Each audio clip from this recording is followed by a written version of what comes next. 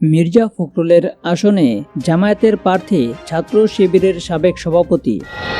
ঠাকুরগাঁও এক আসনে আসন্ন জাতীয় সংসদ নির্বাচনে জামায়াতে ইসলামী থেকে প্রার্থী হিসেবে চূড়ান্ত হয়েছেন মোহাম্মদ দেলোয়ার হোসেন। তিনি ছাত্র শিবিরের সাবেক সভাপতি।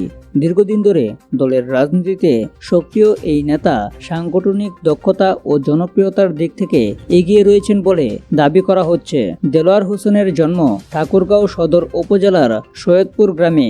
শিক্ষা জীবন শুরু হয় বালাপাড়া উচ্চ বিদ্যালয়ে। এরপর ঠাকুরগাঁও সরকারি কলেজ থেকে উচ্চ মাধ্যমিক পাশ করেন এবং রাজশাহী বিশ্ববিদ্যালয় থেকে রসায়নে অনার্স ও মাস্টার্স সম্পূর্ণ করেন। পরে তিনি বাংলাদেশ ইসলামিক ইউনিভার্সিটি ঢাকা থেকে এলএলবি ডিগ্রি অর্জন করেন।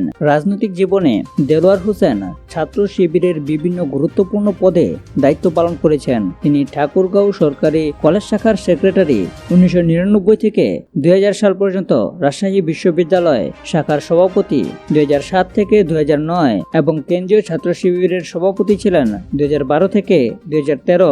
পরবর্তীতে তিনি গেন্ডারিয়া থানার আমির 2018 থেকে 2019, ঢাকা মহানগর দক্ষিণ জামায়াতের সহকারী সেক্রেটারি 2020 অবধি এবং জামায়াতে ইসলামী কেন্দ্রীয় মজলিসে শুরার সদস্য হিসেবে দায়িত্ব পালন করছেন। দলীয় নেতাকর্মীদের মধ্যে গ্রহণযোগ্যতা, সাংগঠনিক দক্ষতা এবং সাধারণ মানুষের সঙ্গে সুসম্পর্ক বজায় রাখার কারণে তিনি ঠাকুরগাঁও এক আসনে জামায়াতের প্রার্থী হিসেবে চূড়ান্ত হয়েছেন।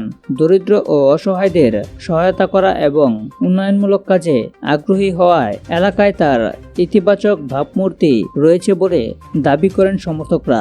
তবে তার বিরুদ্ধে প্রায় 200টি রাজনৈতিক মামলা চলমান রয়েছে, যেগুলোকে জামায়াতের পক্ষ থেকে রাজনৈতিক উদ্দেশ্যপ্রণোদিত বলে দাবি করা হচ্ছে। দেলোয়ার হোসেন রাজনৈতিক জীবনে নির্যাতনের একটি অধ্যায়ও রয়েছে। ইসলামী ছাত্র শিবিরের কেন্দ্রীয় সভাপতি থাকাকালীন সময়ে 2012 থেকে 2013 ফ্যাসিবাদী আওয়ামী লীগ সরকার তাকে গ্রেপ্তার করে এবং টানা 60 দিন রিমান্ডে রেখে চরম নির্যাতন করে। এই সময় তাকে শারীরিক ও মানসিকভাবে অত্যাচার করা হয়।